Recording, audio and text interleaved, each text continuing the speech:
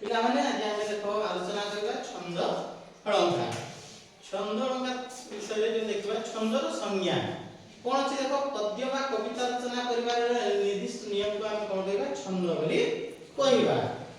एही एहा कविता को कोन करबो गतिशील करबो एवं प्राचीन पद्य कविता गुडी को गोटे गोटे निर्दिष्ट छंद रे रचित होइबारु एक प्रकार कविता को छंद बोली कहा जाय।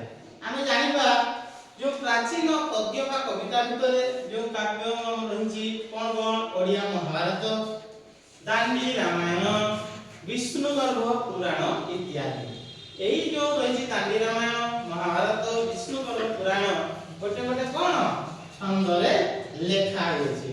नेक्स्ट दिबा देखो कोन अछि छंदर प्रकार होता।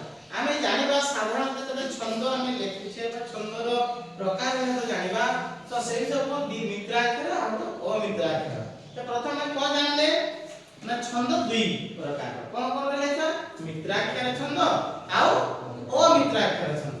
तो मित्राक्षर छंद को कोनी तीन भाग रे विभक्त कराई मन रखिबो गोटे जे पूर्ण मित्राक्षर, अपूर्ण मित्राक्षर आउ एकांतर मित्र। कोन तीनटी मन रखिबो कुह पूर्ण मित्राक्षर, अपूर्ण मित्राक्षर आउ एकांतर मित्राक्षर। तो छंदर प्रकार भेद पहिले हम छंद चिनिबे कोन दी भाग रे प्रथमे जानले मित्राक्षर और अमित्राक्षर। तापर मित्राक्षर में तीन प्रकार सिगला कोन कोन पूर्ण, अपूर्ण, एकांतर। तो बर्तमान प्रथमे हम एक एग्जांपल लेबा जे कोनसी कविता केते गुडिया पद रे विभक्त माने रखिबो हम जेतले कविताटा लेखुछे तार जो धाडी पंक्ति रहउची से बुझियोची सेही अनुसार तार कोन होय पाद एवं पद होय। तेणु मन रखिबो एग्जांपल गोटे देइछि गांधारी देला जननी प्राणर सुमहत परिचय अक्षर हो पुण्य जगते धर्म रहो जय। एही पर जो कर्म कषण देह सहे अरण्य अज करताए। एडा कोन हिची देखो ना दीटा पाद रे गोटिए पद ए धाडी पंक्ति अर्थ धाडी। तेणु जो गोटे धाडी को हम कोन बोली कहा जाय पाद कहा जाय। तेणु दुईटा पाद हेले गोटिए पद हो।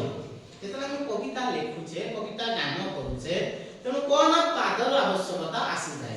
तेणु दीटा पाद रे कोन होय गोटिए पद होय। मन रखिबो हम एग्जांपल जीवा देखो पाद आउ विषय रे देइछि जे पदर प्रत्येक धाडी बा पंक्ति को पाद कहन्ते। धाडी पंक्ति अर्थ धाडी। जो कविता हम देखे गांधारी देला जननी प्राणर गोटे पाद सुमहत परिचय आउ गोटे पाद। तो दीटा जतले मिसि जाउछि सेता हम ताको कोन कहिले पद बोली कहिले।